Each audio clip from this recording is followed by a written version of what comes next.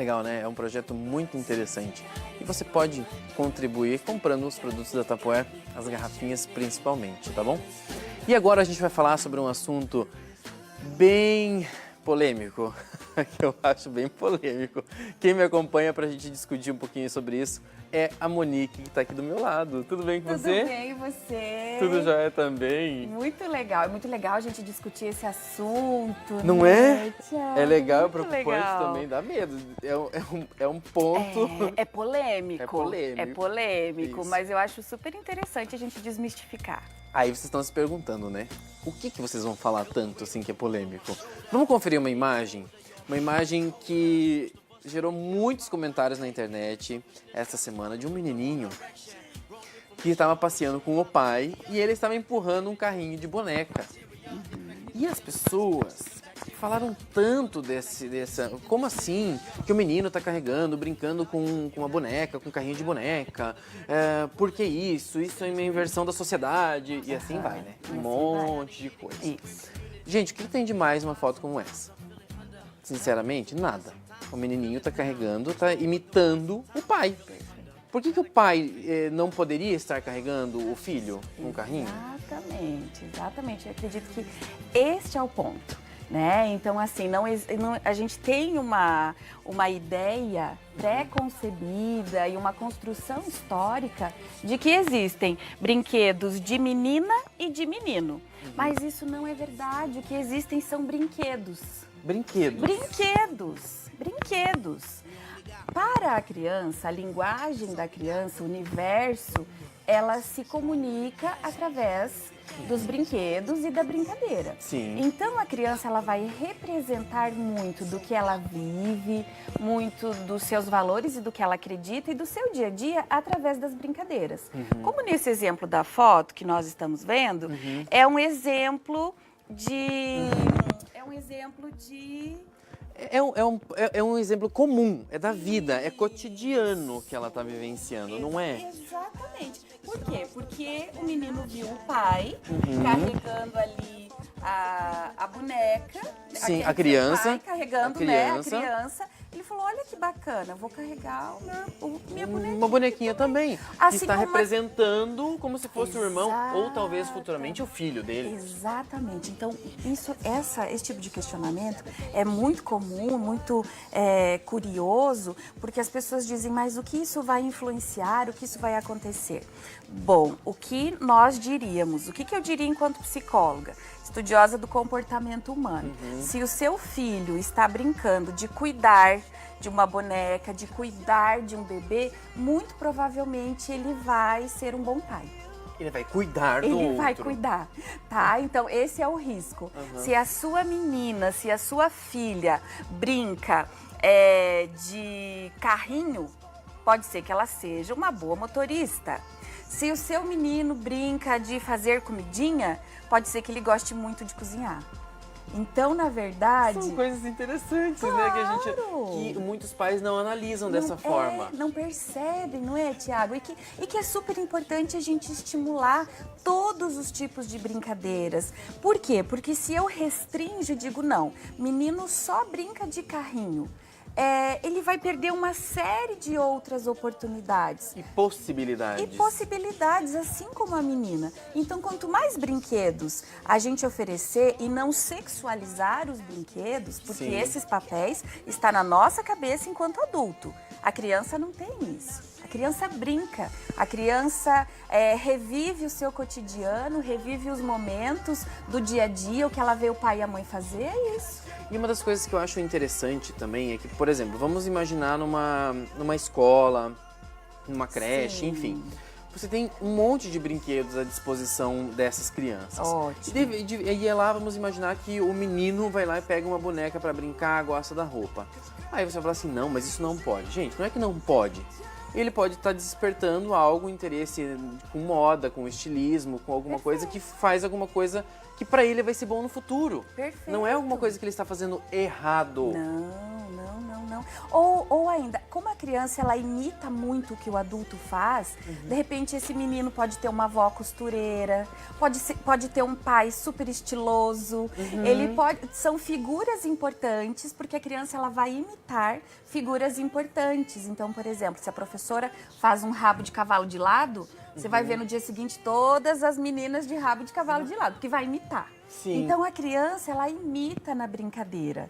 Isso é muito legal e muito necessário, educativo. Esse exemplo que a gente viu ali na imagem é muito saudável, né? Não tem nada de errado, muito... Não, tem essa imagem, tem as outras que a gente vai colocar de novo, porque assim, tem menina jogando futebol. Por que a menina não pode jogar futebol? Tem alguma coisa que impede uma menina de jogar futebol? Você já pensou se os pais da Marta tivessem pensado nisso? Não é? Não é? Não é? E aí? Campeã do mundo várias vezes, né? Reconhecida como a melhor jogadora do mundo várias vezes. Nós não estamos mais num tempo em que existam profissões exclusivas ou profissões, é desse gênero ou é daquilo. Isso é estreitar muito as possibilidades. Sim, aí vocês estão vendo, ó, a menininha jogando futebol. Gente, é bola.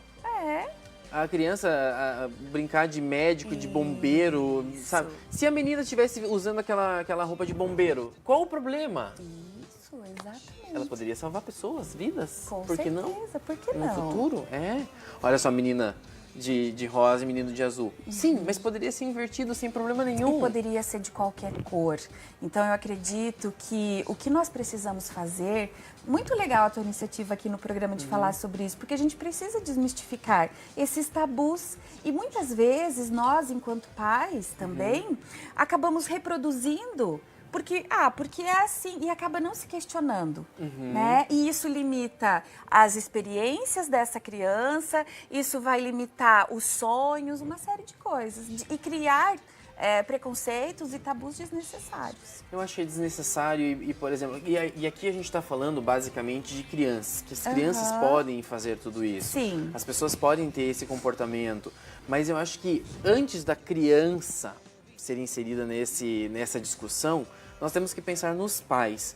Os pais têm que se abrir um pouco mais para as possibilidades, para não ficar um pouco ou muito restrito o que a sociedade está dizendo. Porque eu acho assim, se eu fizer isso com meu filho, todos os meus vizinhos vão me condenar. Tá, mas o filho é quem? É de quem? Tô errado? Perfeito. Eu acredito que eu acredito que essa questão entra num outro ponto, que enquanto pais nós sempre precisamos pensar, eu estou projetando no meu filho aquilo que eu gostaria de ser e não consegui, aquilo que eu quero, ou eu estou respeitando a individualidade, os sonhos e os projetos. Eu consigo enxergar o meu filho como um ser único, livre, né? E diferente de mim. Exatamente, diferente, que tem uma vida própria e que vai fazer escolhas diferentes da minha. É interessante quando você fala isso, porque ao mesmo tempo a gente tem esse contraponto, que a criança ela observa o adulto para repetir, às vezes, as atitudes, o trejeito e tudo mais. Isso. Mas ao mesmo tempo, a criança, em determinados momentos, ela vai começar a imprimir a personalidade. Perfeito. Tem um momento E assim, na infância isso é mais comum. Mas ao longo da vida, nós temos modelos, nós temos pessoas que a gente admira, não é verdade? Mas o que acontece? Na infância, se eu tive bons modelos, se eu admiro, se eu tive bons professores, bons colegas, claro que tudo isso vai fazer parte da minha subjetividade e construção da minha identidade enquanto sujeito. Para o pai e a mãe, ou o professor, ou o padrinho, a madrinha, quando vê a criança copiando, a gente fica tão envaidecido, né? Fala, olha, tá? É a cara do pai, daí tem aquelas roupas, tal mãe, tal filha, ótimo. Mas a gente tem que entender, assim, não só o nosso narcisismo materno de querer que seja igual, vai copiar, mas é um ser diferente, é uma vida diferente e que vai fazer escolhas completamente diferentes da dos pais, dessas pessoas que são modelo. Tá, em outra oportunidade, claro que a gente vai entrar mais a fundo nessa questão do azul e do rosa. Porque é um assunto também muito polêmico. As pessoas têm um pouco ainda de... né, bastante preconceito, né? Porque o azul não pode para menina. Mas, gente, as meninas podem. Agora, se coloca um rosa em menino pequenininho, aí é o fim do mundo. Então, são essas coisas que as pessoas precisam perder um pouquinho esse pré-conceito de que tudo tem que ser exatamente como foi antigamente. Não, a gente precisa e pode mudar tudo isso. Só que isso é uma coisa que é ao longo do tempo na sociedade, não é uma coisa que vai ser imediatista, rápido e que não vai despertar ódio nas pessoas. Que bom que a gente pode rir disso, né? Mas é exatamente isso.